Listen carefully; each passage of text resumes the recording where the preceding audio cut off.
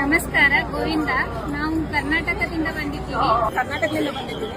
ನಾವು ಮಾಡಿದ ಬೆಣ್ಣೆನೆ ತಂದು ದೇವರಿಗೆ ಅರ್ಪಿಸ್ತೀವಲ್ಲ, ಏನ್ ಹೇಳಿದ್ರು ಸರಿ ಹೋಗಲ್ಲ ಮಾತಿನಲ್ಲಿ. ಗೋವಿಂದ ಗೋವಿಂದ ಕೃಷ್ಣ.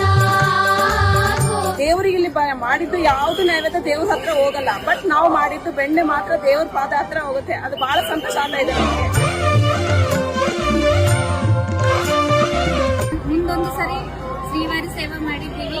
ಇದಕ್ಕಿಂತ ಮುಂಚೆ 7 ಸಲ ಬಂದೀನಿ, ಶ್ರೀವಾರಿ ಸೇವೆ ಬಂದೀನಿ.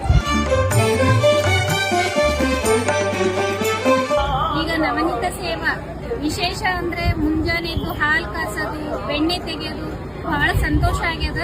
ನವನೀತ ಸೇವಾ ಅನ್ಕೊಂಬಂದ್ರೆ ಇವಾಗ ಬಂದಿದೆ ನನಗೆ. ನವನೀತ ಸೇವಾ ಮುಂಜಾನೆ ಎದ್ದು ಸೇವಕ್ಕೆ ಹೋದ್ರೆ ಎಲ್ಲರೂ ನಮಗೆ ಚಲೋ ಕೋಆಪರೇಟ್ ಮಾಡ್ತಾ ಇದ್ದಾರೆ.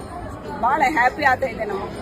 ನಾವು ಮಾಡಿದ್ದು ಮುಂಜಾನೆ ಬೆಣ್ಣೆ ಹಾಲು ಕಾಸೋದು, ಮೊಸರು ಹೆಪ್ಪಾಕೋದು, ಎಣ್ಣೆ ಹಾಕಿದ್ದು ಮೊಸರಿಗೆ ಬೆಣ್ಣೆ ತೆಗೆದು, ಅದೇ ಬೆಣ್ಣೆ ತಂದು ಸಂಜೆಗೆ ನಾವು ದೇವರಿಗೆ ನಮ್ಮ ಕೈಯಿಂದ ಕೊಡ್ತೀವಿ.